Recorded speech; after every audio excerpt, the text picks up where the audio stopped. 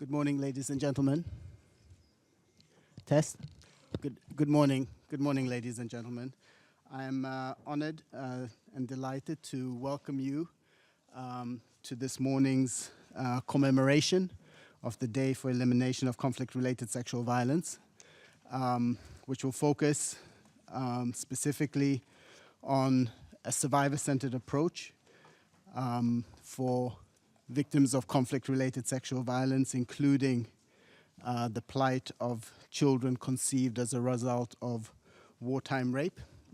This year's commemoration comes with an unprecedented level of international attention to the issue of conflict-related sexual violence, which includes the award in 2018 of a Nobel Peace Prize to two heroes of this cause, Dr. Denis Mukwege and Nadia Murad, as well as a focus within this House with a new resolution of the Security Council on conflict-related sexual violence adopted under the leadership of Germany in the Security Council in April of this year, which for the first time also articulates a survivor-centered approach to address this issue. I'd like to take this opportunity to express our gratitude for the leadership of Argentina for inaugurating this international day to focus on this issue. And I have the honor to introduce His Excellency, the Deputy Permanent Representative of Argentina, to make opening remarks. The floor is yours, Excellency. Thank you very much. Excellencies, dear colleagues, distinguished guests, good morning and welcome to this special event, which marks the formal observance of the United Nations of the International Day of the Elimination of Sexual Violence in Conflict. It is an honor for Argentina to be hosting, once again, together with the offices of the Special Representatives of the Secretary General on Sexual Violence in Conflict and for Children in Armed Conflict, a special event in commemoration of this International Day. Allow me also to acknowledge the presence of the Special Representative of the Secretary General on Sexual Violence in Conflict, Pramila Patten, of the Special Representative of the Secretary General for Children and Armed Conflict, Virginia Gamba, and of our distinguished panelists, as well as the high-level representatives of member states. We are gathered here today to commemorate the International Day, whose objectives are to raise awareness of the need to prevent, put an end, and fight impunity for crimes of conflict-related sexual violence, foster solidarity with the survivors of sexual violence around the world, and to pay tribute to all those who are courageously working on the front lines for the eradication of these crimes. The theme of this year's observance is the importance of survival-centered approach. We wanted to highlight on this occasion the importance to prevent and fight impunity and putting the victims of sexual violence at the center of our actions. In that sense, we consider it is essential to strengthen our efforts to effectively address the structural and underlying conditions that place them in greater vulnerability. Furthermore, it is essential to discuss what this center approach involves.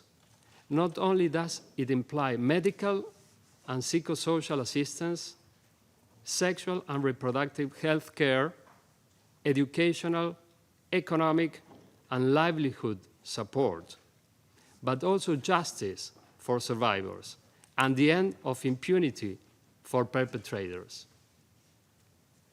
This year, 2019, marks the 10th anniversary of the establishment of the mandate of the Special Representative of the Secretary General on Sexual Violence in conflict. Argentina would like to reiterate its strong support for this crucial work, firmly rooted in the agenda on women and peace and security, which stems from Resolution 1325 of the Security Council.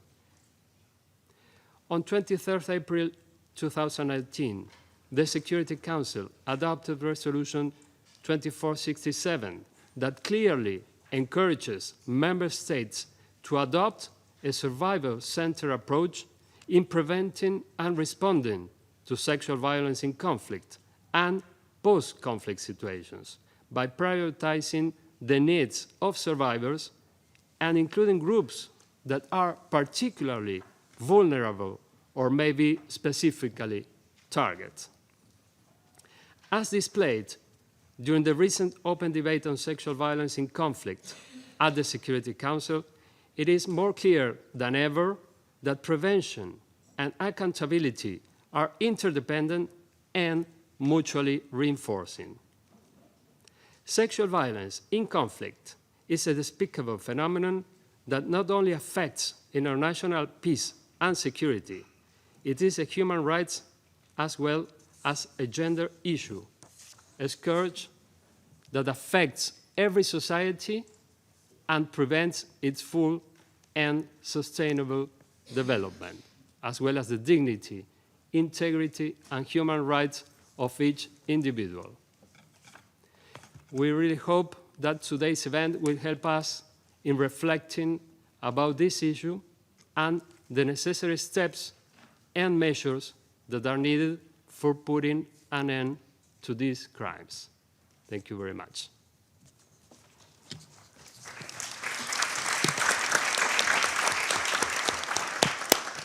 Thank you very much for your opening remarks, Ambassador Verdier. I'm honored to introduce two leaders in the UN system working on these issues, respectively, Special Representative Pramila Patten, Special Representative on Sexual Violence and Conflict, and Special Representative Virginia Gamba for children affected by armed conflict. I give the floor to Special Representative Patten for her remarks. Thank you. Thank you. Your Excellency, Mr. Alejandro Verdier, Deputy Permanent Representative of Argentina to the United Nations, Under Secretary General Mrs. Virginia Gamba, ladies and gentlemen, good morning. A warm welcome also to our guest panelist, Honorable Emile Beatrice Epai, President of the Women's Parliamentary Caucus in the Central African Republic, and Mrs. Amanda Nguyen, CEO and founder of RISE, a non-governmental civil rights organization. Thank you all for gathering here today to commemorate the International Day for the Elimination of Sexual Violence in Conflict. With widespread sexual violence still a devastating reality in many conflicts around the world, this annual commemoration is an opportunity not only to raise awareness of the need to end conflict-related sexual violence, but also to stand in solidarity with and pay homage to the survivors, women, girls, men, and boys, who, despite the horrors they have endured, show the determination, resolve, and unflinching courage to stand up and speak out against this scourge. In 2015, when the General Assembly proclaimed the 19th of June as the International Day for the Elimination of Sexual Violence in Conflict, following the visionary leadership of Argentina, it reminded us that the plight of all survivors should be the moral compass that guides our actions. Indeed, since my first day in office, I have emphasized the importance of a survivor-centered approach and made it a strategic priority of my mandate. What does a survivor-centered approach really mean? First and foremost, it is an approach that seeks to empower survivors by prioritizing their rights, needs, and wishes. It means treating survivors with dignity and respect, and ensuring that they have access to high-quality, multi-sectoral services in conditions of safety and confidentiality, including medical care, sexual and reproductive health care, psychosocial support, economic assistance, legal advice, and access to justice. It also means enabling survivors to seek justice and reparations, another critical component of a comprehensive response. In fact, reparative justice is the intervention that survivors want most, yet receive least. As victims of sexual violence are often rejected by their families and cast out of their communities, reparations is an essential step towards rebuilding their lives and livelihoods. Yet, over the past 2 years, my field missions have consistently revealed major gaps in service delivery and resources for survivors. When I visited Iraq, for example, I noted that specialized interventions for post-traumatic stress disorder were almost inexistent. I met with Yazidi survivors of brutal sexual slavery who had received no medical or psychosocial support 3 months after their release from Daesh captivity. Some of these women and girls were in a semi-comatose state. Others were suicidal. And what was the response? At best, only basic psychosocial first aid was available to them. In the Democratic Republic of Congo, survivors of sexual violence told me how they could never truly have physical security without economic security. I learned from these survivors, most of whom had been rejected by their families, how economic support bolsters their self-esteem, fosters their resilience and self-sufficiency, reduces their exposure to risk, and increases their perceived worth and value in the eyes of their community. During my field missions, I also noted how in many areas of conflict, where rape is used as a tactic of war and terror, alongside bullets, bombs, and blades, that victims face stigma and discrimination not only from their families and communities, but at times also from first responders. I vividly recall the words of a young survivor in Maiduguri, Nigeria, who had been released from the grip of Boko Haram after a grueling 15 months in captivity. Having survived this ordeal, in the camp, she was then raped by a member of the Civilian Joint Task Force, a group of local militants operating in support of the Nigerian security forces. And this rape happened while she was collecting firewood outside of the camp. And she recounted to me how she was repeatedly questioned by a healthcare provider even before receiving treatment. She was asked, "Why did you leave the camp to collect firewood? Why did you go out alone? Why did you not fight harder or scream louder?" And during many more field missions, I learned how victim blame and other judgmental attitudes from medical personnel, police officers, and judicial authorities are commonplace. This unfortunately contributes to the chronic underreporting of these crimes and to the silence that shields the perpetrators and further isolates the victims. In the camps in Cox's Bazar, Bangladesh, I saw how journalists and certain NGOs insisted that women and girls tell their stories of rape in great detail, sometimes producing reports that even reveal the identity of the survivor. In their desperate search for solutions and justice, some women and girls agreed to provide testimony without fully understanding how it would be used or the risk it might entail. Both Rohingya women in Bangladesh and Yazidi women in Iraq told me that they had been interviewed so frequently and by so many actors, they could not always distinguish between humanitarian service providers, journalists, NGO workers, and academic researchers. In addition to the fact that repeated interviewing can trigger re-traumatization, raise expectations, and add to survivor frustration when justice remains elusive, it can also render the evidence inadmissible in court. And this is because the manner in which it was collected often falls short of legal standards, and because victim and witness accounts can easily be discredited by even the slightest inconsistencies between the multiple interviews on record.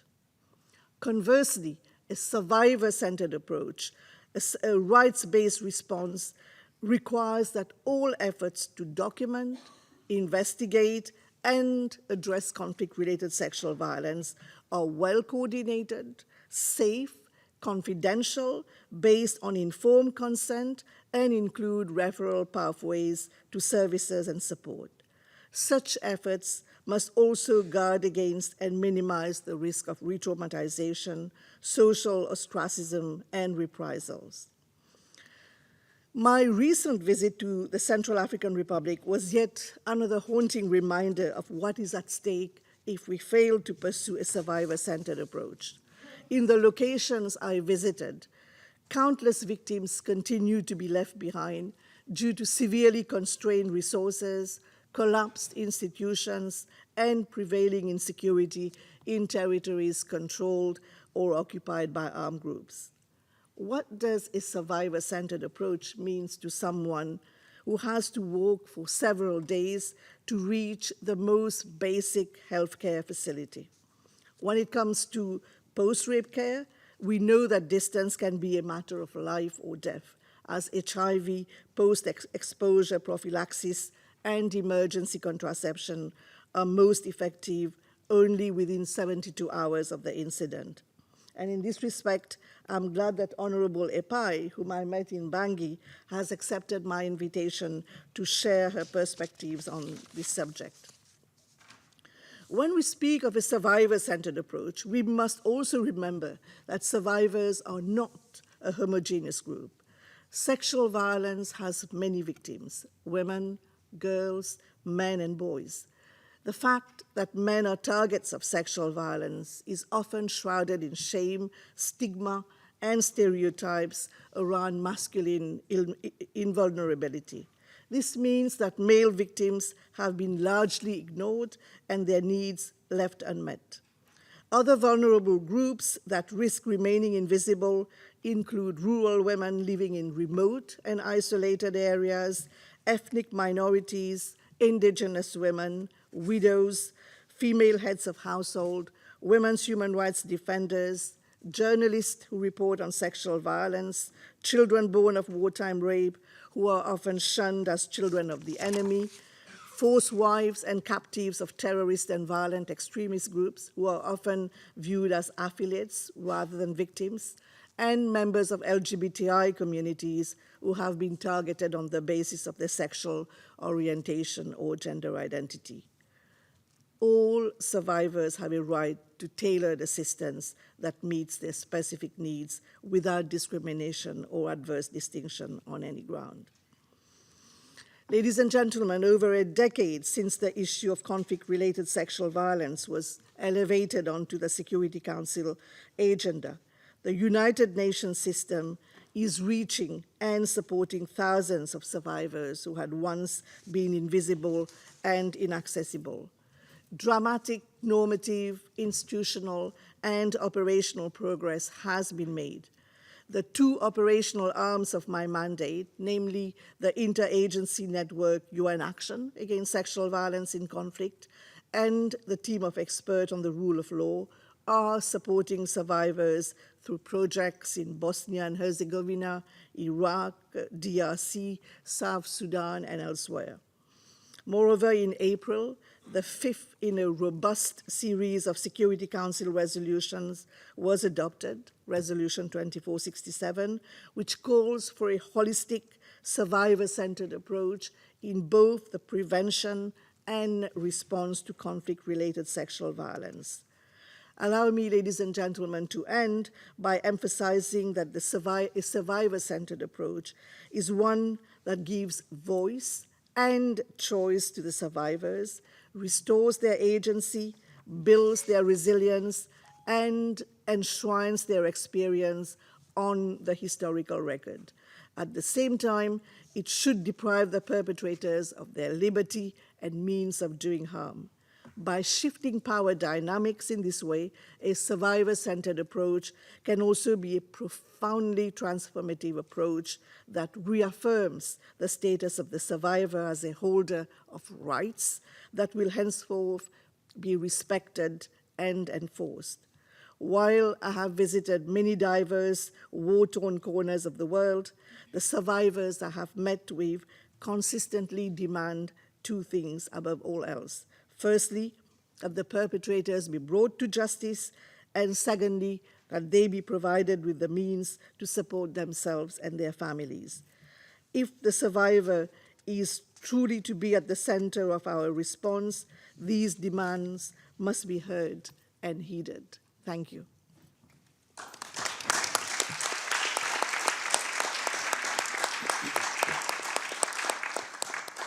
Thank you, Special Representative Patton, for giving us an insight on what a survivor-centered approach means for survivors on the ground in some of the situations that you've visited, and for reminding that survivors are not a homogeneous group and require tailored responses, and of course that such an approach requires us to consider the voice and choice of survivors themselves.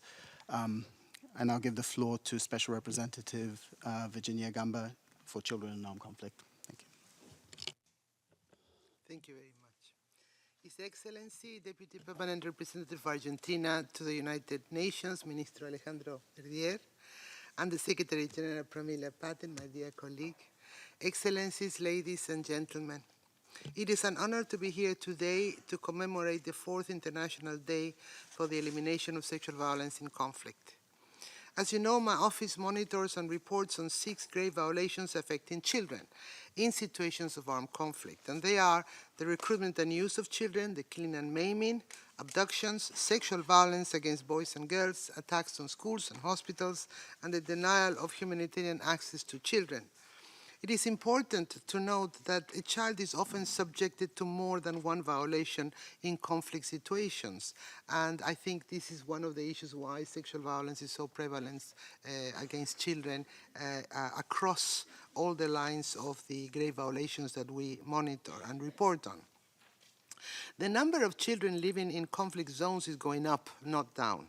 2018 was marked by horrendous levels of violence resulting from new conflict dynamics and operational tactics, combined with widespread disregard for international law in many country situations on my agenda.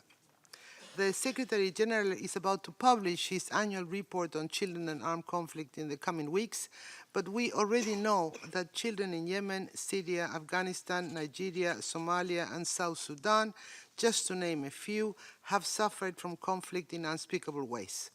Thousands have been victims of grave violations, including rape and other forms of sexual violence. In all the conflict situations on my agenda, rape and other forms of sexual violence is the most underreported violation, including when perpetrated against boys, mainly for fear of stigma and lack of services. The stigma associated to this violation is often greater than the need for recovery and reintegration from a child's point of view. Many girls and boys victims of sexual violence will not talk about their experience, making it very difficult for them to receive the help they deeply need. Impunity for sexual violence by parties to conflict also remained endemic, and addressing it can only be achieved through prosecutions and appropriate response to all children. And this is why I absolutely share the explanations and the description of this from Ms. Patton. Girls and boys are gang raped. Others are abducted and sexually abused while associated with parties to conflict. Girls are forcibly taken from home or schools to become the wives or concubines of combatants. Some remain in captivity for years, enduring this. From all the country situations I cover, I receive reports of boys and girls raped on the way to school, on the way to the market, or at home when armed individuals attack their village. I recall the shocking story told by a child protection advisor who worked in the DRC in 2010. It is a story of a girl of about 15, formerly associated with an armed group. She was repeatedly sexually abused during her association. So every night, a different soldier would enter her tent and rape her.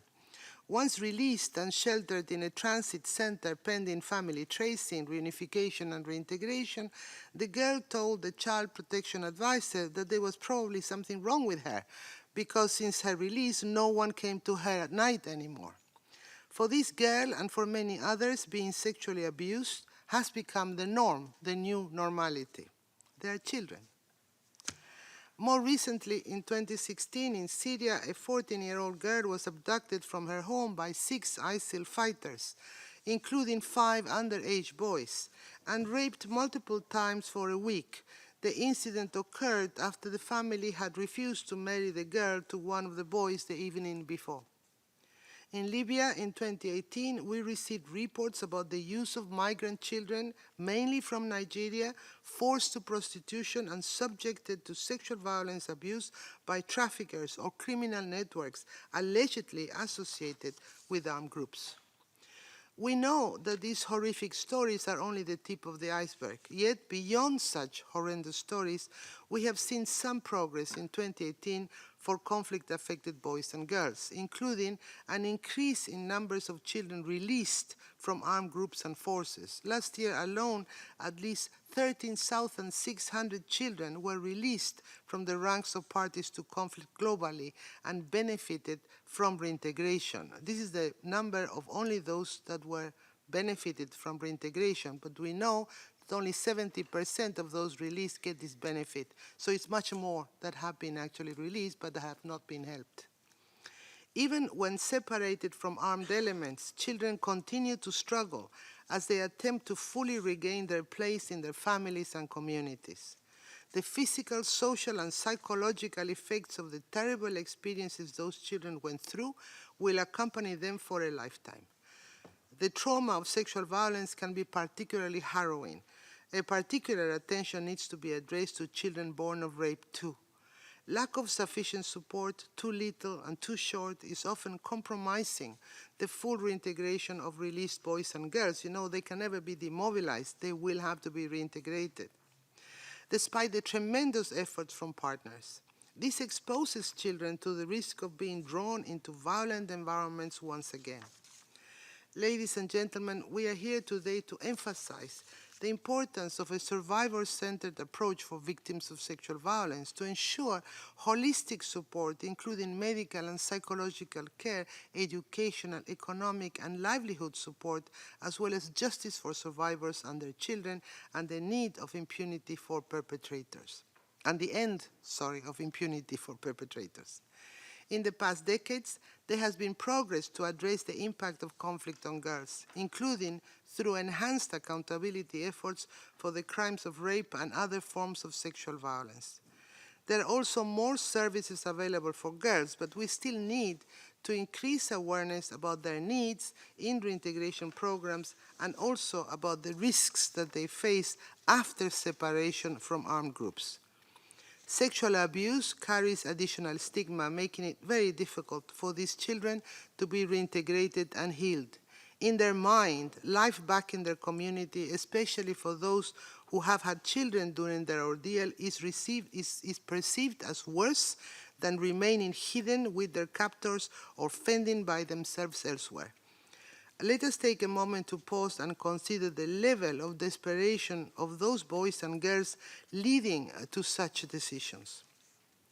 As we celebrate the 10th anniversary of the establishment of the mandate of the Special Representative of the Secretary General on Sexual Violence in Conflict, and I'm also reminded it's the 10th anniversary of Resolution 1882, which on the CAC mandate indicated that the killing and maiming and sexual violence against boys and girls were going to be listable violations in the annual report of the Secretary General. It is time to act and make sure that sexual violence against boys and girls is not anymore overlooked. The Children in Armed Conflict mandate really welcomes Security Council Resolution 2467. We think it is the missing link. It is the link that we need to pull our strengths together and engage in a more of a survival-centered approach for both children and all of those that have been affected by conflict in this way, in the situations we covered. Earlier this year, I launched the campaign Act to Protect Children Affected by Conflict to increase the visibility, foster cooperation, and bring attention to all grave violations committed against children. I call today on the international community to join the campaign and support our advocacy on ending and preventing all grave violations, including rape and other forms of sexual violence against children.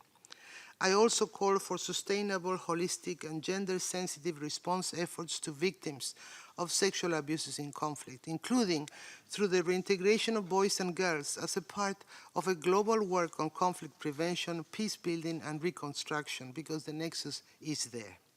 Let's act now to protect girls and boys, victims of sexual violence, by challenging gender inequality, ensuring accountability for perpetrators, and providing services and resources for victims to recover and to heal. No child should carry alone the plight of abuses and live in fear. A child used and abused in, by, and for armed conflict should be given a real chance to build his or her own future. Let us make sure that this actually happens. Thank you.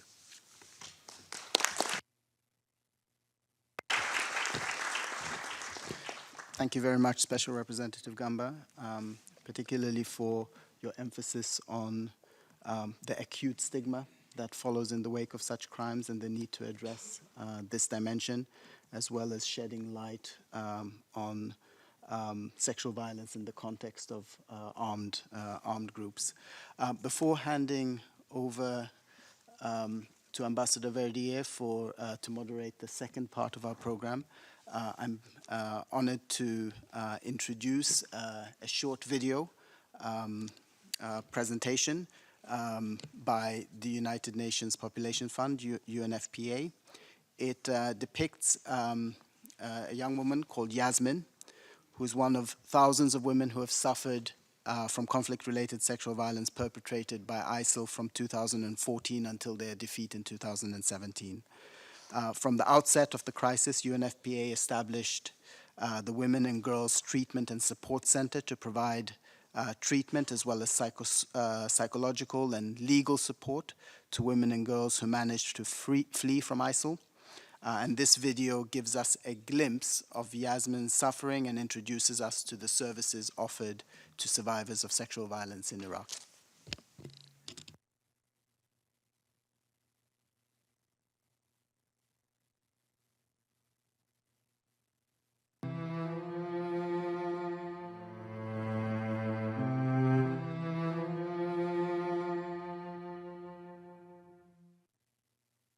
كل صعب يعني كل يوم كان عبالي السنة كل دقيقة نحن نموت مو كل ساعة كل دقيقة بس داعش اجت خربت كل شيء كان يدوروا على البنات الحلوين غصب عني هو ياخذوا إذا ما اجت هو كان يضربوها وغصب عني ياخذوا يقولون سوق السبايا أي واحد داعش يشتري البنات أنا أخذت على السوق السبايا بالموصل ومن موصل من واحد من سوريا اشتراني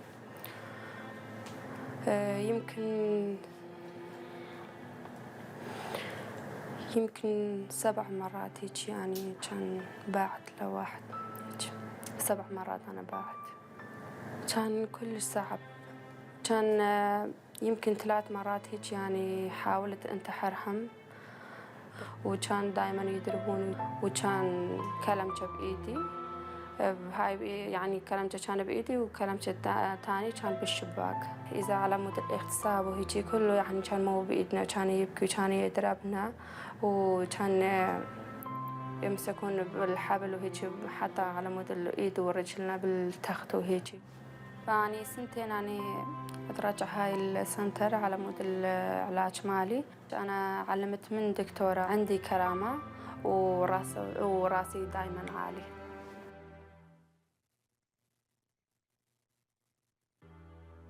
2014 صار هجوم من داعش على بعض المناطق، وهناك تعرضوا كثير من الأشخاص إلى أنواع كثيرة من العنف، وكانت أول حالة نستقبلها نتعرض إلى أنواع بشعة من العنف الجنسي والنفسي والجسدي.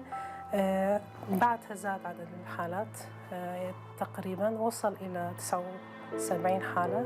ويا UNFPA صار تنسيق أنه يفتحون مركز خاص لهم، وفتحنا الشهر الثاني. ف 2019 صار العدد 1393 حالة. الأول الخدمات اللي احنا نعطيها للحالات الفتيات والنساء الخدمات الطبية، وهنا الخدمات الطبية إنه الدكتورة تفحصها، هناك تقيم من قبل السايكولوجيست. احنا عندنا خدمات اجتماعية إنه نخلي الحالة إنه شلون تتكيف ويا المجتمع، وعندنا قسم خاص قانوني أيضا. الحالات اللي يعني تأثرت بها حالة إنه داعش يعتدي عليه كل ليلة، فأحد الأيام ما تتقبل الأم، وكان عندها طفلة 10 سنوات، فمن رفضت إنه هذا داعش راح وأخذ البنت، فالأم تشعر بالذنب وقالت ما أنسى، فتحاول عن طريق الرسومات أو عن طريق إنه ترسم مشاعرها ما تحكي.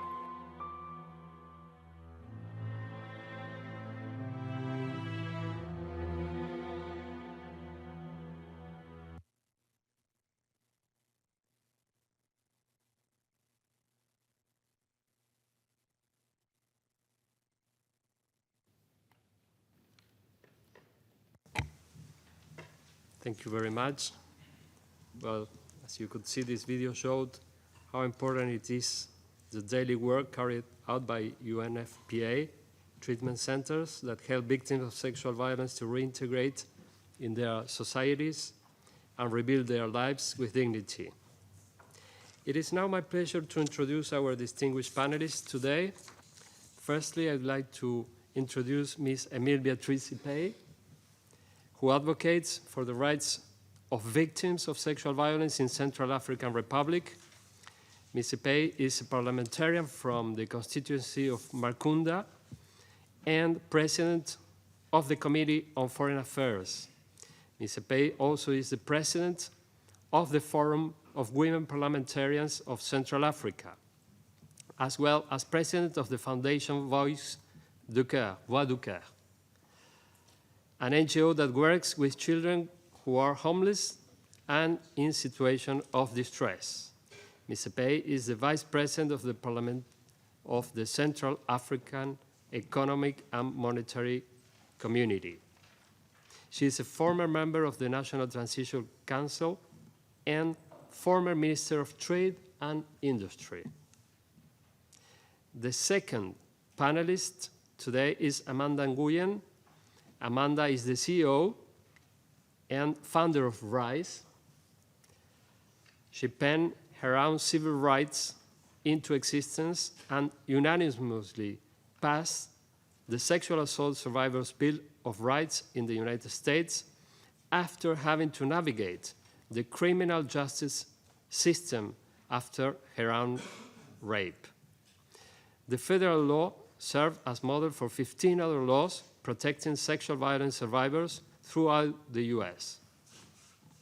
In 2018, Amanda was nominated for the 2019 Nobel Peace Prize. And this year, she has recently been chosen as the top 20 most influential people on gender issues by Apolitical. She is currently working with some countries like Argentina, UK, and France on a draft resolution focused on the access to justice of victims of sexual violence. I wanted to especially thank the panelists for their presence here today. I could continue talking about their endless tracks records, but I prefer to move on so they can both explain us their valuable work in the field. Ms. Epey, the floor is yours. Merci. Excellences, Mesdames et Messieurs, je viens de Centrafrique et je me réjouis d'être parmi vous en cette journée internationale pour l'élimination de la violence sexuelle liée au conflit. En tant que femme parlementaire, permettez-moi de remercier Madame Paten pour sa récente visite en République centrafricaine, à Bangui et à Bria, pour comprendre la souffrance et la difficile réalité que vivent les trop nombreuses victimes de violences sexuelles en RCA. Qui sont ces victimes? Excellencies, ladies and gentlemen, I am from the Central African Republic, and I am glad to be here today to commemorate the International Day for the Elimination of Sexual Violence in Conflict. As a woman of Parliament, please allow me to thank Special Representative Pramila Patten for her recent visit to the Central African Republic, specifically Bangui and Bria, to understand the suffering and the difficult reality that many victims of sexual violence in the Central African Republic are experiencing. Who are these victims? Ces victimes sont des femmes, des enfants et des hommes qui ont subi les pires atrocités et qui parfois sont même nés de ces violences. À Bangui, pendant les moments difficiles de la crise, il y avait plusieurs milices armées dans la ville qui parfois s'infiltraient dans les sites de déplacés et séquestraient des jeunes filles non accompagnées pour les transformer en esclaves sexuels dans leur base. Ces exactions nous forcent à réfléchir sur l'avenir et à dire « plus jamais ça ». The victims are women, children, and men who have suffered the worst sexual atrocities and who are sometimes even born of such violence. In Bangui, during the difficult times of the crisis, there were several armed militias in the city that sometimes infiltrated IDP camps and kidnapped unaccompanied girls and turned them into sex slaves at their bases. These abuses force us to think about the future and say, never again. C'est pour cela que j'ai créé une association qui a pour vocation la prise en charge et la réinsertion familiale et sociale des enfants de la rue et des enfants en détresse. Plus particulièrement, nous avons créé un centre pour accueillir les filles qui ont subi des violences sexuelles. Elles ont entre 8 et 18 ans. Au cœur de la crise, les éducateurs allaient tous les jours négocier avec les combattants armés pour libérer les filles souvent traumatisées, atteintes de VIH-Sida ou enceintes. Aujourd'hui, plusieurs d'entre elles ont retrouvé leur dignité grâce aux soins, au suivi psychologique et à la formation. Certaines ont pu se réintégrer au sein de leur communauté et gèrent des micro-projets. Nous continuons d'en accueillir d'autres venus des zones de conflit à l'intérieur du pays. Elles ont parfois parcouru à pied des centaines de kilomètres, fuyant les exactions des groupes armés. Aujourd'hui, en cette journée internationale, il est impératif que nous examinions les besoins et les conditions de vie des victimes depuis le début de la crise en 2013 jusqu'à présent, alors que la situation en RCA demeure extrêmement préoccupante. That is why I created an association that aims to support and reintegrate families, street children, and children in distress. In particular, we have created a center to accommodate girls between the ages of 8 and 18 who have experienced sexual violence. In the midst of the crises, educators would negotiate daily with armed combatants to free girls who are often traumatized, infected with HIV/AIDS, or pregnant. Today, many of the girls have regained their dignity through care, psychological follow-ups, and training. Some have returned to their community and are managing micro-projects. we continue to welcome others from conflict zones inside the country who sometimes walk hundreds of kilometers fleeing the abuses of armed groups.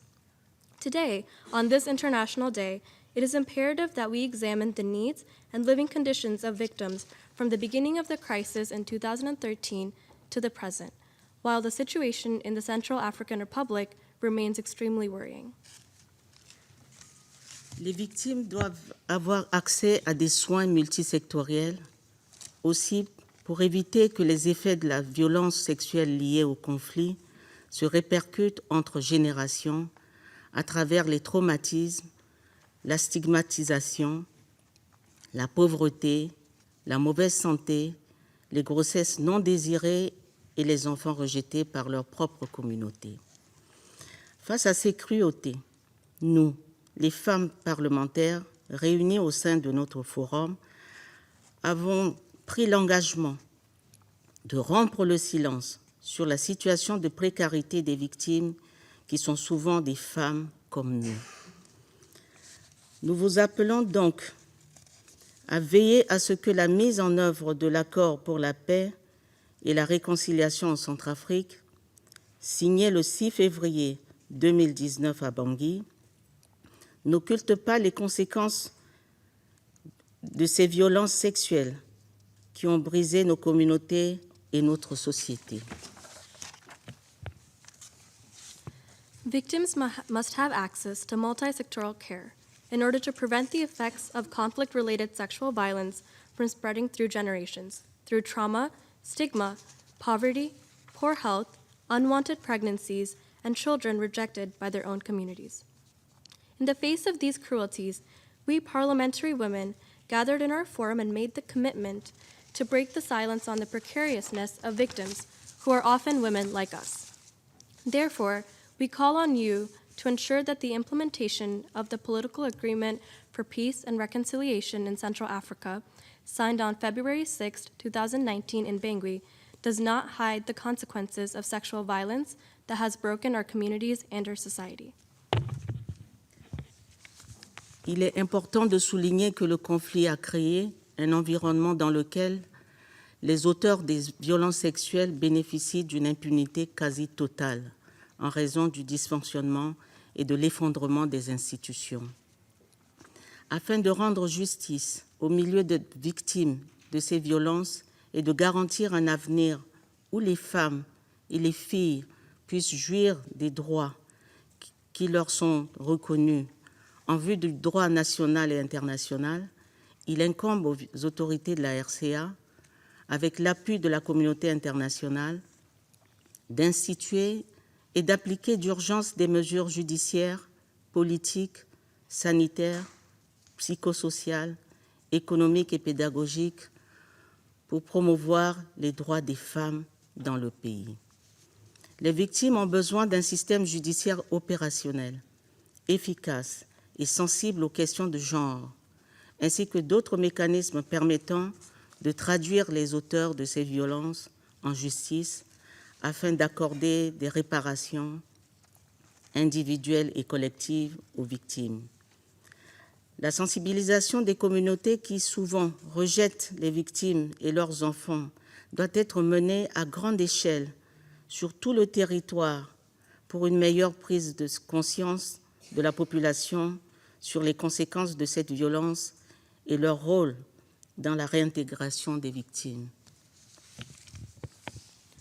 It is also important to emphasize that armed conflict has created an environment in which the perpetrators of sexual violence have enjoyed almost complete impunity due to dysfunctional and collapsing institutions. In order to bring justice to the thousands of victims of such violence and to secure a future where women and girls can enjoy the rights they benefit from under national and international law, it is the responsibility of the authorities of the Central African Republic, with the support of the international community, to urgently institute and implement judicial, political, health, psychosocial, economic, and educational measures to promote the rights of women in the country. Victims need a functioning, effective, and gender-sensitive justice system, as well as other mechanisms to bring perpetrators to justice and to provide individual and collective reparations to survivors. The sensitization of communities that often reject survivors and children born of conflict-related sexual violence must be carried out on a large scale throughout the territory to ensure a better awareness of the population on the consequences of this violence and the community's role in the reintegration of survivors. En tant que députée de la RCA, représentante de la nation et dans le respect de l'initiative parlementaire pour la paix en Centrafrique, je suis tenue avec mes collègues d'œuvrer pour l'éradication de la violence sexuelle liée au conflit. Dans ce cadre, je lance un appel à la communauté internationale pour la mobilisation des ressources en faveur du communiqué conjoint signé le 31 mai 2019 entre la République centrafricaine et l'Organisation des Nations Unies afin de mettre fin à toute forme de violence sexuelle liée au conflit en RCA. Je vous remercie. As a member of the Central African Republic, representing the nation and in respect of the Parliamentary Initiative for Peace in the Central African Republic, I am working with my colleagues towards the eradication of conflict-related sexual violence in the Central African Republic. In this context, I appeal to the international community for the mobilization of resources for the implementation of the joint communiqué signed on May 31st, 2019, between the Central African Republic and the United Nations to eradicate all forms of conflict-related sexual violence in the Central African Republic. Thank you.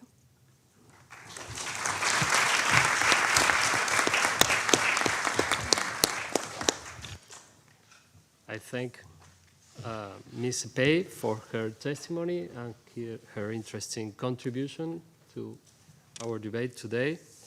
And now it's my pleasure to give the floor to Ms. Amanda Nguyen. Please, you have the floor. Your Excellencies, distinguished guests, they say that if you're not at the table, then you're what's on the menu. So thank you so much for including me in the spirit of a survivor-centered approach. It's wonderful to see you live out those words here. It is such a privilege to be addressing you, all of you, and again, I am so grateful that you've included my voice in today's conversation. I am before you today at the intersection of conflict and sexual violence. As a child of refugees, my origins are inseparable from war. My story is inextricably linked to the consequences of conflict.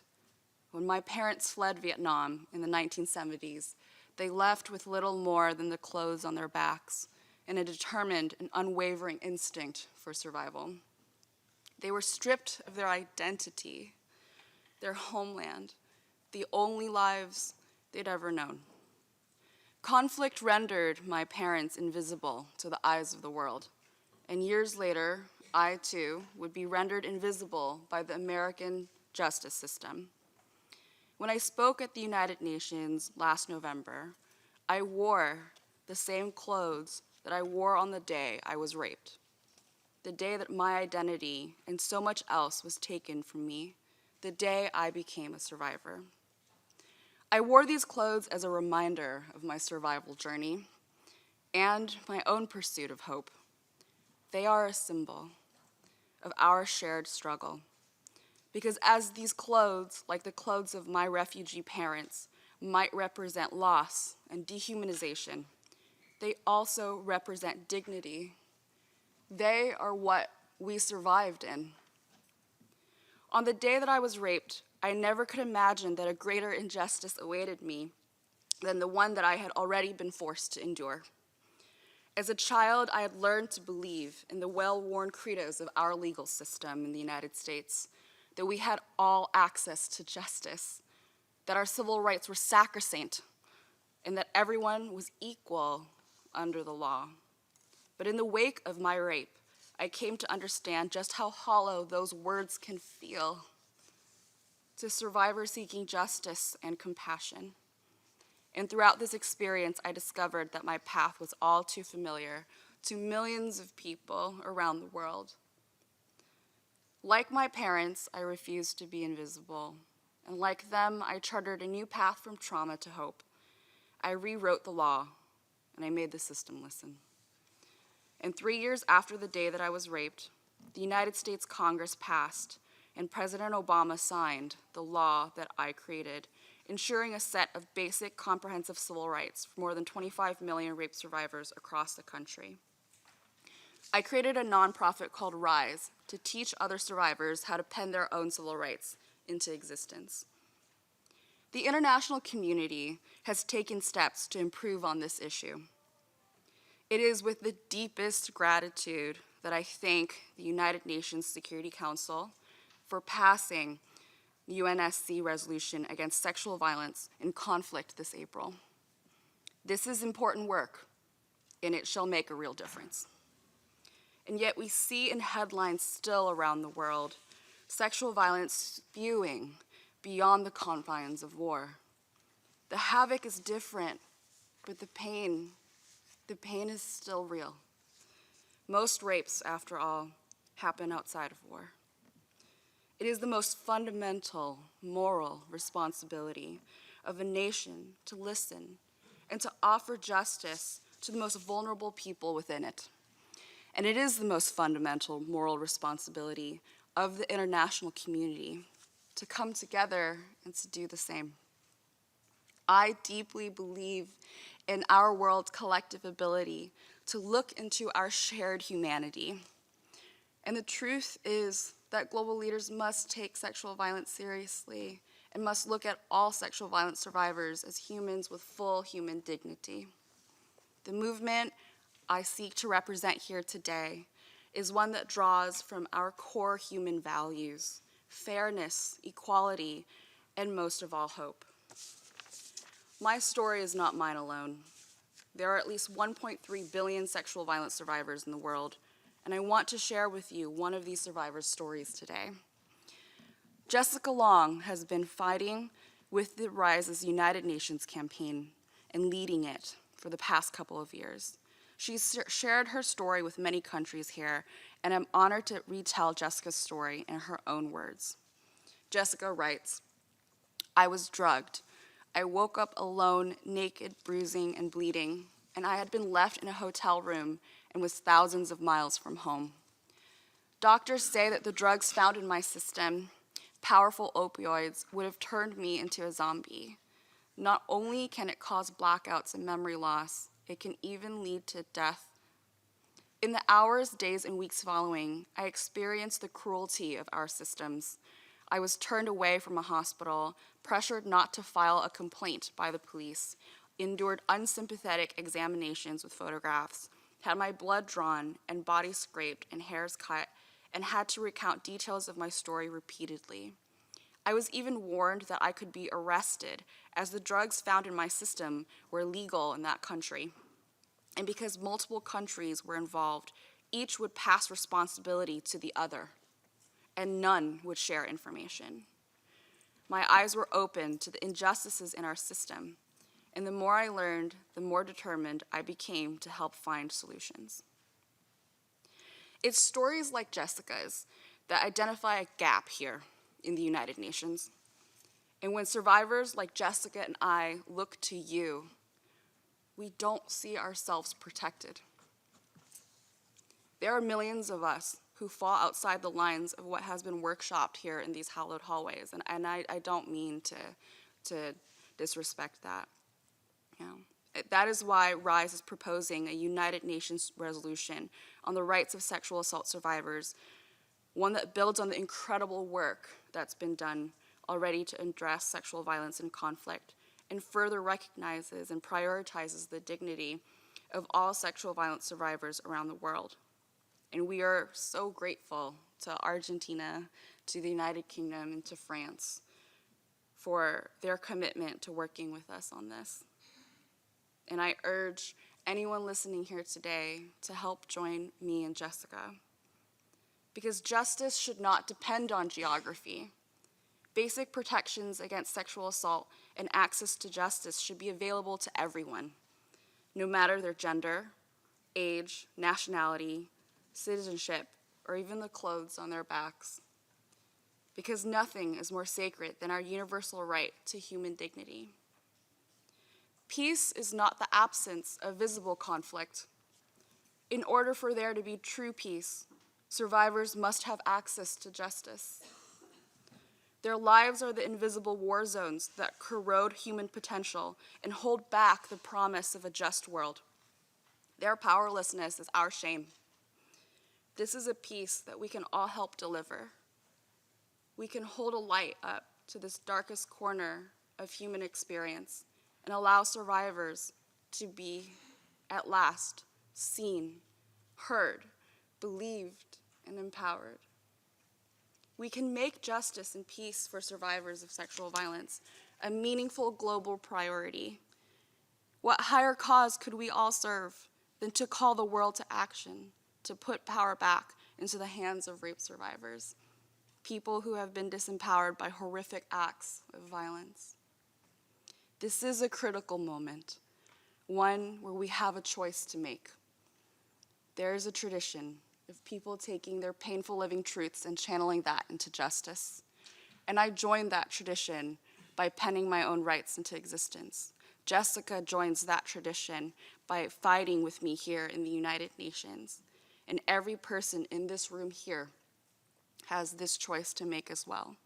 It is a choice that 1.3 billion survivors are looking to you for. I propose to you now to make the choice to step forward. I urge you to include the voices of the people who are impacted by your laws at the drafting table with you for a survivor-centered approach. For the people who have the solutions to the world's most pressing problems are the people who live that problem every day. My rape didn't just last for a couple hours. It stayed with me throughout my entire life. And I'd like to leave with you an encounter I had as I was on my way to the United States Congress. I was in an Uber ride where the driver was a stoic, kind of intimidating man. He didn't really talk to me. And he saw that I was going to the United States Senate. And so at the end of the ride, he asked me why I was going, and I told him. And he started crying, just tears started welling up, and he turned to me and he said, "My daughter is a rape survivor too. And what you went through, she also went through." And when he stopped the car, he said, "Can I shake your hand? Thank you so much for fighting for my daughter. Has anyone told you they love you today? I love you." And I'll never forget that, Dad. This is our story. It is a collective story. It's a story of progress. Change happens when we decide, and we can decide to uphold the principles of fairness, equality, of justice. We can decide that no one is powerless when we come together. We can decide that no one is invisible when we demand to be seen. So thank you so much from the bottom of my heart for seeing me today. Thank you.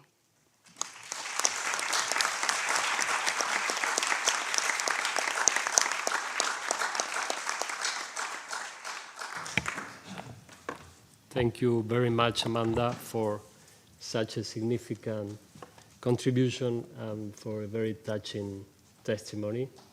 I'm sure everybody takes note of your remarks here today, and I can also assure that you are not alone, that many people are here on this fight together with you. Thank you both for your contributions. And now I would like to open the floor to member states to make comments or remarks or questions to our distinguished panelists. I would kindly ask you to limit your interventions to 2, 3, 4 minutes, since time is of the essence, and we'd like everybody to have the chance to make questions or remarks. I have a list of 7 member states asking for the floor today. And the first one on my list is the Ambassador of Germany, Ambassador Christoph Neuhausen. You have the floor, sir.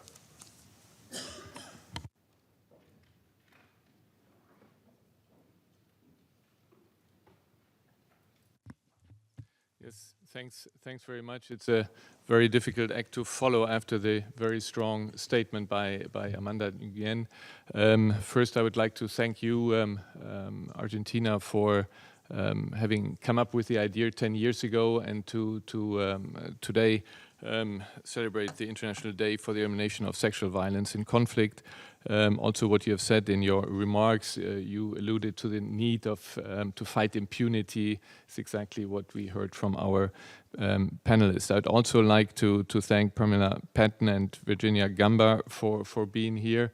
The presence of both of them shows that the system, so to speak, has accepted and actually lives the holistic approach that we need to when we fight sexual violence in conflict. One could also invite, in addition, those in charge for peacekeeping, for political affairs, for DDR, and the best thing next year, Pramila or Ms. Gamma, when you come, why don't you bring the Secretary General with you? It was alluded to 2467, the Security Council resolution adopted in April under our presidency in the Security Council, and it was the main objective that we tried to reach during this presidency, and actually the main objective also for Germany in the first year of its membership in the Security Council, and we are very grateful again to repeat this for the very good cooperation we had with Pramila Patton and with Tondorai to get this landmark resolution now enshrined. We had at the time, and you probably, the panelists know her, Nadia Murad here in the Security Council, and she also told about her fate, which we saw in the film earlier, about a survivor from ISIS, from Daesh violence. And we had Dr. Mukwege there, the person who is the first responder, the doctor in DRC, who looks after the victims and sees that they and sees what needs to be done. And they inspired us for the holistic approach of this resolution 2467, because we have in this resolution actually everything that was mentioned, that you have to, of course, give an immediate response, you have to give the medical support, but what you need then is the reintegration into society. You have to look after the children born of rape, reparation, and accountability, impunity. And there we do have this in 2467. There is impunity in there. We do call, in particular, on all member states to look after their legal provisions. And what you achieved in the US, and again with the US law, I think is very good. But again, we were also talking about the United States. We were not able to keep the International Criminal Court in the resolution. And one of the things that we were very sad about talking about, since you are praising the U.S. government, was not ready to reaffirm sexual and reproductive rights in the 2467. We have the old resolutions, but we don't have this reconfirmed in the resolution. So we need to continue to work on this. But the most important is, when you look at 2467 and the other resolutions, I think we have the legal basis. We have to come from theory to action, and we have to implement in all member states, in the UN system, what the provisions of 2467 and other other resolutions ask to do. And so it's a daily fight. It's a daily issue. We have the resolutions, but some of the speakers mentioned that the number of victims is even rising. And I mean, we all followed what happened just 2 weeks ago. 2 weeks ago, we had what is called now the massacre of Khartoum, where in Khartoum, the civil society protesting the military, the rule, they were empowered by whom? But the military, and it was not specifically the military, it was the rapid support forces in Sudan that went out and to fight the civil society. And again, mass rapes took place. Involved were the Rapid Support Forces. For those who know Sudan, know that these are the follow-up organization of the Janjaweed, and the Janjaweed were already the culprits in the Darfur. And this is why Bashir, also the former president, was accused for crimes and by the ICC. But these people are still around, and I think we have to call it out. And it's really a shame that this factor is not more into the media. So what I mean is we have to talk more about it, and the reporting about this has to be more. Also in 2467, the education about the crimes is an important part, education also of journalists, so that this is being brought. So I will be going next week with the Security Council to Iraq, and we will raise the issue there again. We have seen in the film that in Iraq a lot has been done for the survivors, but still not enough. And more has to be done for the many, many victims of Daesh rape, and we'll raise it there. So again, thank you very much for Argentina to have it on the agenda, and Pramila and Virginia Gamba and the panelists for all what you have been doing. I think here you, in this room, you talk to the convinced. We have to bring the message out. Thank you. I thank the distinguished permanent representative of Germany for his remarks and contribution. And I'll now give the floor to the DPR of the European Union, Ambassador Silvio Gonzalo.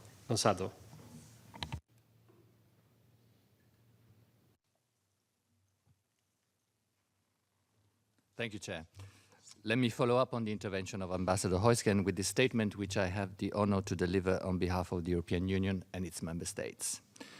We would like to start by warmly thanking Argentina and the special representatives of the Secretary General on sexual violence in conflict and on children in armed conflict for organizing this important event. Our appreciation also goes to the special guests for their testimonies. And I would like to reassure Mrs. Nguyen that we fully support the tremendous work done by RISE to uphold survivors' rights globally. Exactly 11 years ago, the Security Council adopted its landmark resolution 1820, condemning sexual violence as, and I quote, a tactic of war which can significantly exacerbate situations of armed conflict and may impede the restoration of international peace and security. Since then, important work has been carried out, both at the technical level and operational level, to tackle this despicable crime. Despite progress, however, we regret that conflict-related sexual violence continues to be perpetrated in almost full impunity in several parts of the world. The European Union stands with all survivors, women and girls, men and boys, as well as with children born as a result of sexual violence. We welcome the focus of this year's commemoration on ensuring a survivor-centered response, as outlined for the first time in the Security Council Resolution 2467, adopted this April. For way too long, policies have been developed without clearly taking into account the experiences and needs of survivors. A holistic, survivor-centered approach is one that empowers and builds the resilience of affected individuals and communities, while minimizing the risk of re-traumatization, social ostracism, stigma, and reprisals. And let me thank Special Representatives Patton and Gamba for the compelling examples they have provided in this respect. A holistic, survivor-centered approach is the most efficient way to ensure that all survivors are guaranteed access to comprehensive psychological and healthcare services, as well as justice and reparations. The health risks and harm faced by survivors require immediate and unconditional care, in particular sexual and reproductive health care. We are appalled by the tendency of some states or groups to try to deny survivors access to these most basic services. The EU is massively investing in health programs supporting sexual and reproductive health in crisis situations across the world, and is stepping up efforts wherever these rights are being challenged. As underlined by EU High Representative and Vice President Federica Mogherini and UN Special Representative Pramila Patten in a joint statement published yesterday, the European Union and the United Nations are committed to further strengthen their work in terms of prevention, protection, and prosecution, as well as in terms of holistic support to survivors to help them rebuild their lives and livelihoods within their families and communities. From DRC to South Sudan, from Iraq to Yemen, the EU and the UN are joining forces to end impunity for perpetrators and guarantee a fair access to justice and protection for survivors and witnesses, with an emphasis on restorative justice. Chair, Excellencies, ultimately, our actions can only make a lasting difference if they are accompanied by a genuine shift in social attitudes. To this end, we need to raise awareness, amplify the voices of those who are affected or at risk, and foster more equitable, educated, and peaceful societies. We therefore call on all stakeholders, states, international and regional organizations, private sector, civil society organizations and citizens, men and boys included, to take their part in combating harmful gender norms and preventing sexual violence. Thank you. I thank the European Union for his remarks, and now give the floor to the DPR of Canada, Ambassador Arbeiter. Please. Distinguished colleagues, I also wish to thank Argentina for establishing this International Day for the Elimination of Sexual Violence and Conflict and for organizing today's event. We also wish to thank the speakers for sharing their insights and their stories. Observing this International Day means acknowledging the unfortunate but accurate reality that sexual violence and conflict is widespread and continues to inflict intolerable suffering on both victims and their communities. While states have the primary responsibility for addressing sexual violence and conflict, the offices of the SRSGs and civil society organizations are vital allies in this effort. They also rightly hold member states' feet to the fire. So let me thank you for your advocacy. Please keep pushing us all to do more, to do better, to live up to our obligations, and to meet the legitimate expectations of survivors. They want what any of us would if we were in their shoes. This past April, the open debate on sexual violence and conflict, organized under the German presidency of the Security Council, encouraged us all to reflect on how best to pursue a survivor-based approach. In Canada's view, this should include each of the elements described by S.R. Patten, beginning with listening. Survivors, as she said, have diverse voices, views, and needs. Any approach needs to start with them. It also involves empowering survivors, building their resilience, challenging the stigma that affects victims and their communities, and ensuring access to non-discriminatory and comprehensive health services, including sexual and reproductive health, psychological, legal, and livelihood support, and other multi-sectoral services. And finally, and importantly, as was noted by all, it involves seeking justice for survivors and their children, building on robust legal and institutional arrangements, reparations, and respect for victims. Security Council Resolution 2467, adopted in April of this year, provides a number of new avenues to improve our collective response. These include adopting a survivor-centric approach in preventing and responding to sexual violence and conflict, recognizing that preventing sexual violence and conflict requires structural change and gender equality, strengthening legislation and enhancing investigation and prosecution of sexual violence, addressing the situation of mothers of children born of sexual violence, recognizing the importance of supporting and promoting civil society and welcoming regular civil society briefings to the Security Council, and recognizing that men and boys are also targeted, and ensuring that our response addresses the needs of all victims. Let me reassure you that Canada will support and pursue these new avenues. Furthermore, we will continue to fully implement the requirements established under Security Council Resolution 2106, which still stands and which calls for the provision of non-discriminatory and comprehensive health services, including sexual and reproductive health. It is inconceivable to promote gender equality, address sexual violence and conflict, or implement a survivor-centered approach without ensuring sexual and reproductive health and rights. To this end, earlier this month, during Women Deliver in Vancouver, Prime Minister Trudeau announced Canada will be raising its funding to reach $700 million annually to support SRHR in support of the kind of work undertaken by UNFPA and its civil society partners.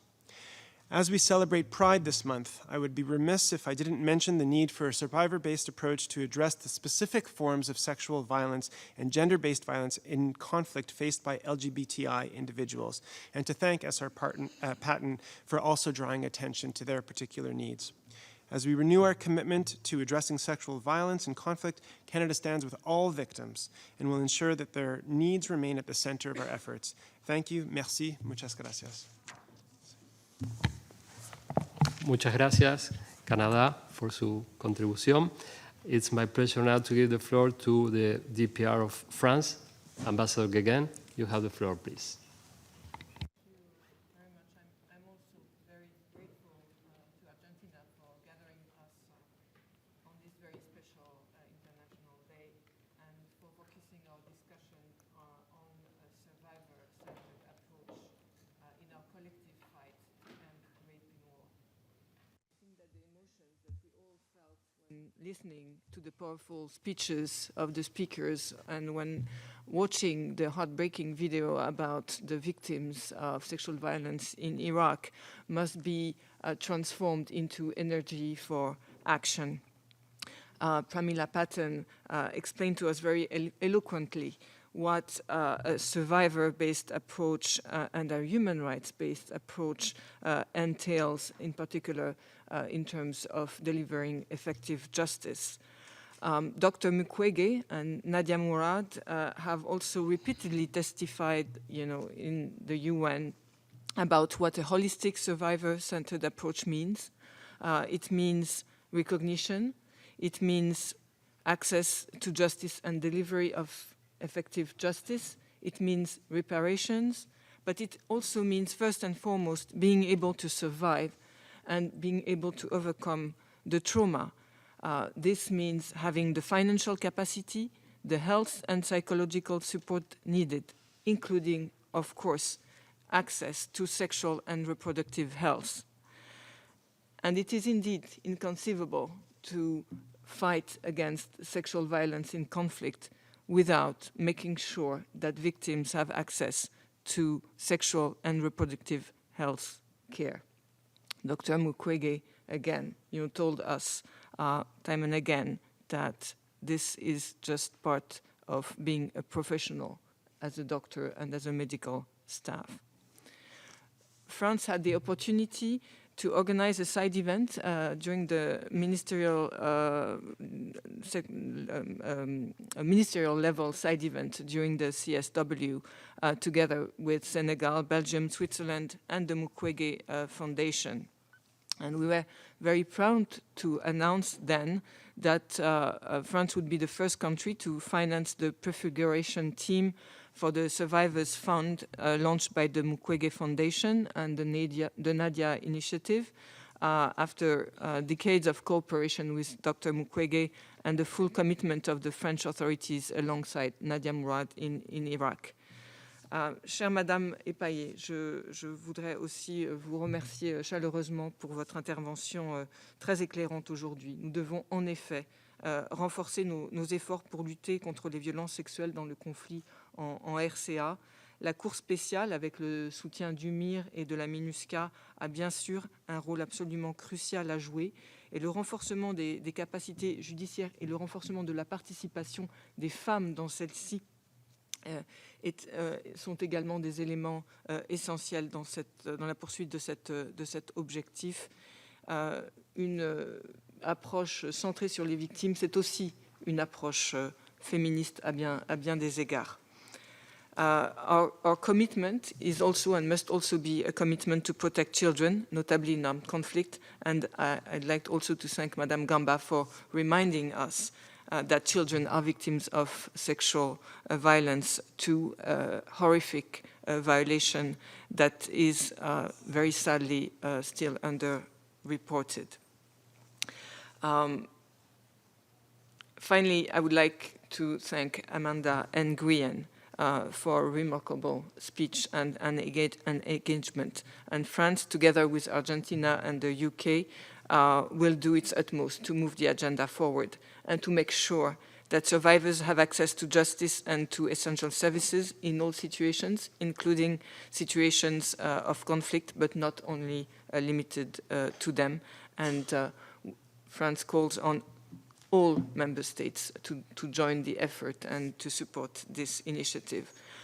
We must indeed join forces now, and using all the opportunities of the forthcoming months.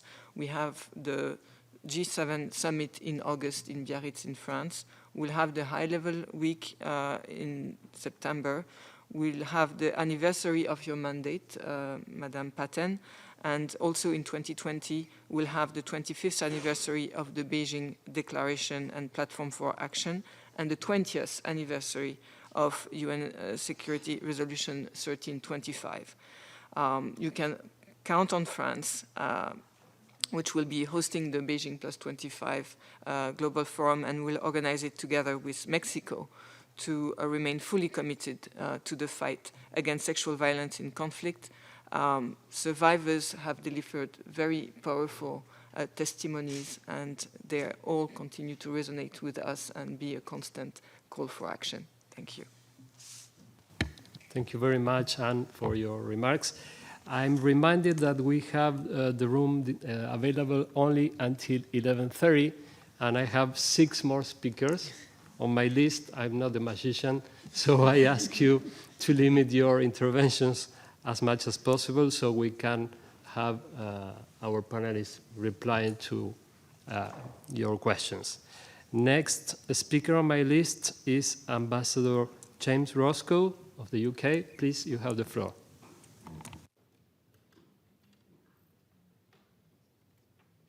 Many thanks, and good morning to colleagues. We're very grateful, as ever, to Argentina for convening us today. To the speakers, both for their commitment to this cause and for being with us here. Today, in marking the International Day for the Elimination of Sexual Violence in Conflict, we are reminded once again that rape, forced marriage, forced pregnancy, and other forms of sexual violence are still used as weapons of war the world over.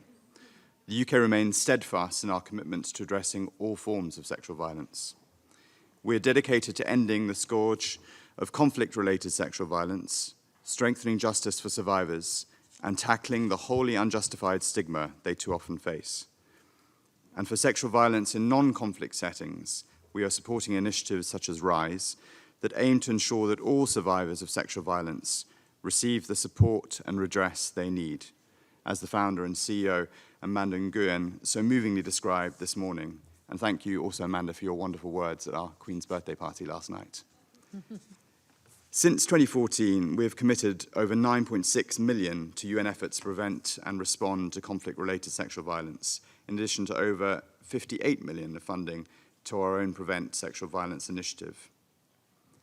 But 5 years ago, at our global summit to end sexual violence in conflict, we told the world it was time to act. This year, we will bring the international community together again in November for our conference, Time for Justice, Putting Survivors First. Survivors and the survivor-centered approach will be at the heart of this conference, and we will seek to agree concrete actions with our international partners to strengthen investigation of conflict-related sexual violence in support of national and international criminal justice processes, to ensure that international standards are best practice are upheld by donors, international organizations, and civil society, including the media, when gathering, reporting, and preserving evidence, to support wider restorative justice efforts for survivors, and to prevent and deter violence. In this regard, we will hear faith and belief leaders issue a global call to action to end conflict-related sexual violence and to tackle the stigma so often faced by survivors. Through the conference and other efforts, the UK will continue to support a survivor-centered approach to holistic care for all survivors of conflict-related sexual violence. This means that survivors should have autonomy, respect, and a key stakeholder role in the design and implementation of responses to crimes committed against them, from support services to prevention and protection efforts with criminal accountability. And as others have said, with respect to survivor services, the UK resolutely believes that a comprehensive approach to survivors' health and well-being must include sexual and reproductive health services, including access to safe termination of pregnancy. Sexual and reproductive health and rights are critical to gender equality and to political, social, and economic empowerment of all women and girls, which should be a concern for us all. So it's a shame to have to say that it's still time to act to prevent and respond to conflict-related sexual violence. But today we must commit to act not only for survivors, but also with them. And the UK here renews this commitment today. Thank you. I thank the UK for their remarks. And next on my list is the permanent representative of Hungary. Ambassador Birgyák, you have the floor, please. Thank you very much. First of all, of course, I would like to thank the Permanent Mission of Argentina for organizing this very important remembrance, I would say. And we just know that this is a crime which is an ancient crime. There are many people, many women, many families around the world in the modern times and in the past who still remember. The scourge of sexual violence in conflict tragically left its mark also in my country, Hungary. And it was, of course, the Second World War time, but 250,000 women were raped by the occupying power. And 20 years ago, I started a television series about the families. So the stories are there, living with us. And we are talking about today, but we have to also learn what we have done not good or what we have done good in the past. Why I wanted to say a few words, and of course we align ourselves with the European Union statement, so everything is said there. But why I came here to speak is that we have to learn how to communicate this. We have to work how to work together with the media. We have to educate the survivors to be able them to come forward and to talk and to speak. I remember when I did this series, no one was there to speak. Everyone was afraid. And I think we, the United Nations, we have to find a way how we work with the survivors, with the politicians, with the governments, with the members of the parliament. And thank you for everybody coming here, daring and talking and sharing. But we also have to understand that we can do something only if we work with the public opinion, with the public sphere through the media. Obviously, as it has been affirmed by my foreign minister as well at the Security Council, we strongly believe that sexual violence in conflict is an impediment to international peace and security. And we believe that it constitutes war crimes, many amount to crimes against humanity, and constitute elements of genocide. The Council's resolution, as it was said 1820, as well as the resolution 2467 adopted this April, set out the way forward. But we believe that the implementation remains insufficient. And the true survivor-centered approach, we believe, should be personalized and also community-based, serving all those who have been affected directly and also indirectly by violence, including survivors who may be women, girls, men and boys, as well as families of survivors and children born as a result of rape. Assistance should cover immediate needs, such as comprehensive health care and psychological support. We really believe that going back to the past and understanding what's happening to these women, girls, and the families, if we talk about rape, of course it's sexual, it's physical, but it's emotional. And this is the most difficult to cure.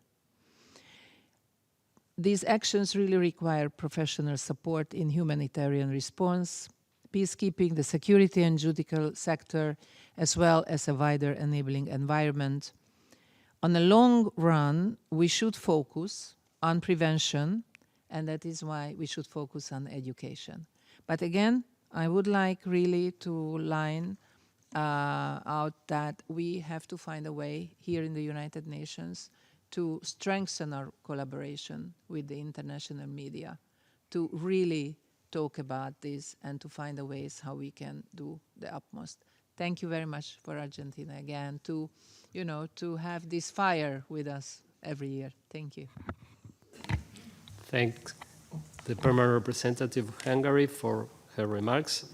And the next speaker on my list is the permanent representative of the Dominican Republic, Ambassador Singer. You have the floor, sir.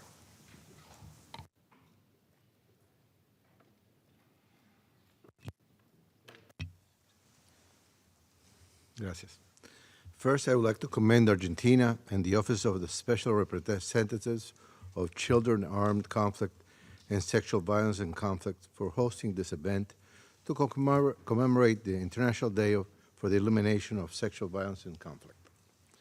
We will also like to express our appreciation to the panelists for presenting their ideas on a survivor-centered approach and what it entails. Over the past decade, the role that civil society, such as RISE plays, is crucial for the prevention and ensuring adequate responses to conflict-related sexual violence. Acts of sexual violence continue to be perpetrated systematically against civilians. In many cases, conflict situations, the numbers have increased exponentially. Therefore, we need to keep prioritizing in our discussions the link between the promotion of international peace and security with the fight against sexual violence and implementing Resolution 1820 and its following resolutions in the work in the ground. Sexual violence is being used as a tactic of war, displacing communities as a mechanism of retaliation and as a tactic of terrorism. To mitigate or eliminate conflicts, we must truly recognize and address fairly the impact of these crimes on the survivors in our search for peace. We have to intensify our efforts to combat sexual violence. In this tenure, it is necessary to ensure that survivors are able to be part of the decision-making in order for the programs promoted to take into account their concerns. One of the most important areas of focus must be to reinforce the justice systems and to create the conditions for survivors to be supported and to avoid stigmatization. Moreover, it is vital to amplify the services to survivors, including support to the socioeconomic reintegration, psychological assistance, access to health services, including sexual and reproductive health services, educational and livelihood support, and to redouble our efforts in the implementation of the zero-tolerance policy, and to guarantee that survivors and witnesses are protected and adequate reparations are in the place. Thank you very much. Thank the permanent representative of the Dominican Republic. Now it's my pleasure to give the floor to Uruguay. Thank you very much. I would like to join the previous speakers in thanking Argentina and the offices of the Special Representatives on Sexual Violence in Conflict and of Children in Armed Conflict for organizing this event to discuss this particularly timely and important issue. We also thank the distinguished panelists for their very enlightening and touching presentations. In the interest of time, I will focus my comments in 3 points. Firstly, Uruguay considers that the most important and effective way to combat sexual violence in conflict is through prevention. The common denominator of sexual violence is that it finds fertile ground where there are pre-existing patterns of gender inequality and discrimination. That requires ongoing efforts to strengthen progress, including by peaceful countries. And the testimony of Amanda is approved in this sense. In this regard, Uruguay continues passing progressive legislation and new laws relating to human trafficking, sexual violence, and other violations of human rights, as well as has been adopted in our country. In second place, I would like to make a special reference to the role of peacekeeping operations, the important role that they can play with respect to prevent and address sexual violence in conflict. As a troop contributing country, Uruguay has an important experience to share, in particular in reference to our participation in MONUSCO. We provide troop training before deployment in the areas of human rights and international humanitarian law, with an emphasis on protecting children and on sexual violence and gender-based violence. The increasing participation of women in our troops have proved every day the unique capacity of female uniformed personnel to interact with local communities, thereby illustrating their particular sensitivity and ability to build trust, particularly when dealing with situations involving victims of sexual violence. In this regard, reporting from sexual violence has significantly increased, and we have noticed that. And in this, it is so very important because this is the first and necessary step towards seeking protection, assistance, and ultimately justice. I would like to mention the particular support provided by our troops to the Tuliseni Orphanage Center in Goma, in Congo, which gives shelter to adolescent victims of sexual violence and their children born as a result of rape, helping them to overcome trauma and to live a normal life. Uruguayan doctors, nurses, and psychologists from our contingent in MONUSCO provide assistance and medical help, trauma counseling, and support to the victims. The Uruguayan battalion commander visits the orphanage every month to exchange views with the director of the orphanage and to let the victims know that they are not forgotten. In third place, I would like to make a reference to the importance that Uruguay gives to the international cooperation and the exchange of good practices. To mention just an example, Uruguay will co-chair next year, along with Canada, the Focal Point Network on Women, Peace and Security. To conclude, Uruguay would like to reiterate its commitment towards the elimination of sexual violence in conflict. Our support and recognition of the work of the Special Representative on Violence in Conflict and Children in Armed Conflict we would like to stress in this opportunity.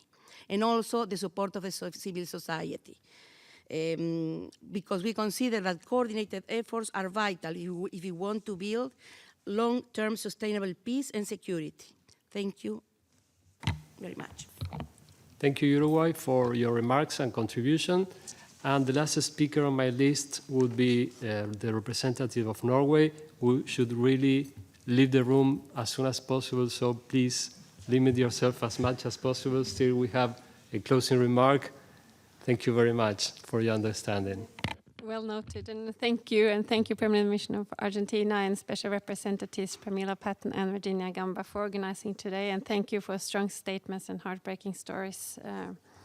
It stays with us. I will be brief. As you know, a month ago we hosted a conference in Oslo, Ending Sexual and Gender-Based Violence in Humanitarian Crisis. And the governments of Norway, Iraq, Somalia, and the United Arab Emirates, alongside UN OCHA, UNFPA, and the IRC, co-hosted the conference together. The main goals were to mobilize political will, financial resources, and operational capacity to better protect people at risk of sexual gender-based violence in humanitarian situations, and to improve the assistance to survivors, to ensure that the response is life-saving, timely, and promotes the needs, rights, and the dignity of survivors and those at risk. So what did we achieve?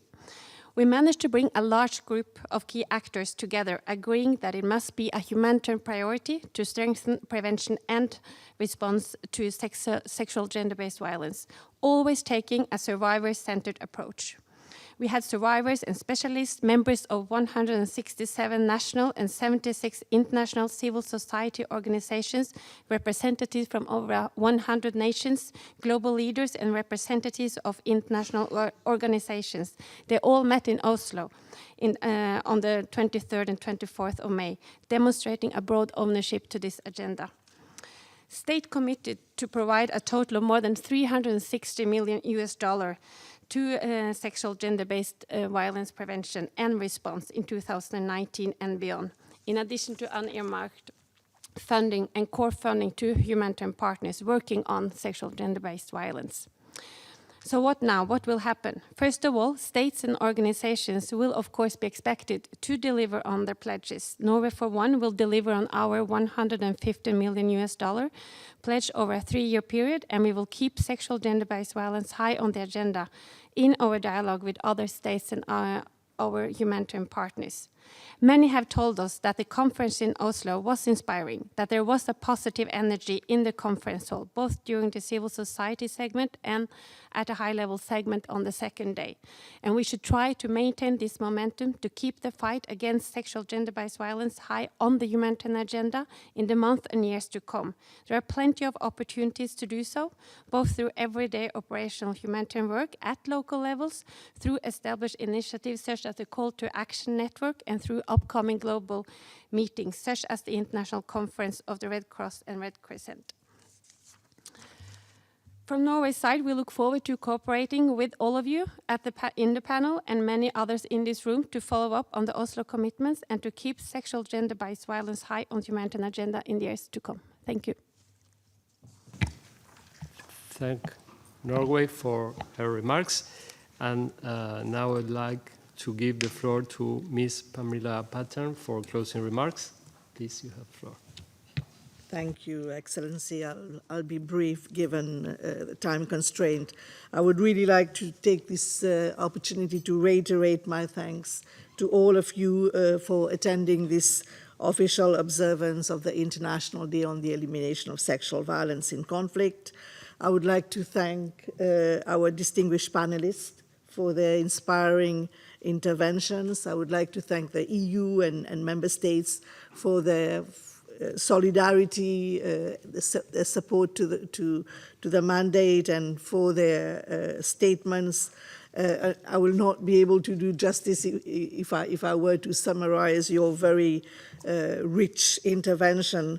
I think this meeting has really provided a critical and timely opportunity to unpack Resolution 2467, which is, for me, a resolution with a human face that has very, very strong language on the importance of a survivor-centered approach. And I think this event has provided us this opportunity to reflect and build consensus around the concept of holistic survivor-centered approach to both prevention and response to conflict-related sexual violence. And as we have heard from many of you, such an approach must not neglect the dimensions of justice and economic livelihood support, but also comprehensive health services, including sexual and reproductive health, which is a non-negotiable component. I'm very encouraged by the consensus on the importance of the survivor-centered approach, which should be achieved through a human rights-based approach to designing and developing of programming that ensures that survivors' rights and needs are first and foremost. I would like to thank Amanda for reiterating and emphasizing that a survivor-centered approach is really one that gives voice and choice to the survivors and restore their agency. And she has also very vividly depicted how in the aftermath of rape, the lack of justice and non-responsiveness of legal system and judicial institutions can feel like another violation, another act of disempowerment and dehumanization. And she has reminded us in a very powerful manner that human rights and human dignity are universal and not contingent on gender or geography.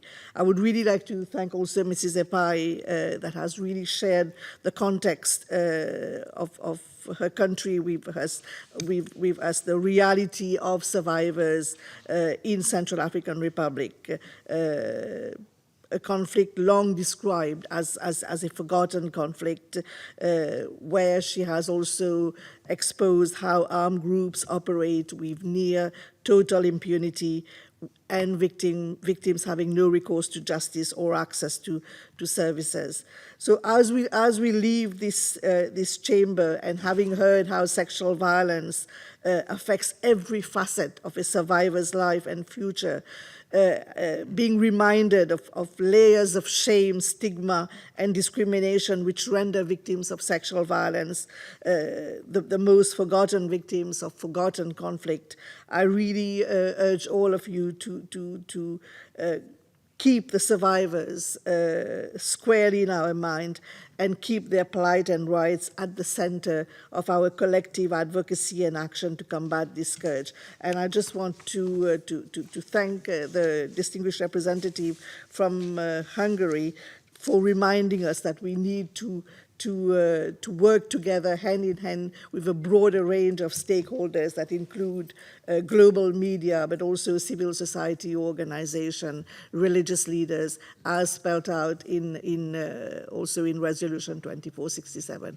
Again, thank you again, and thanks to His Excellency, the Deputy Representative, Permanent Representative of Argentina. It's really under your leadership that we are commemorating this event, and I thank you for this annual partnership along with my colleague Virginia Gamba, the SRSG on children and armed conflict. Thank you for being here with us and for supporting us. Thank you.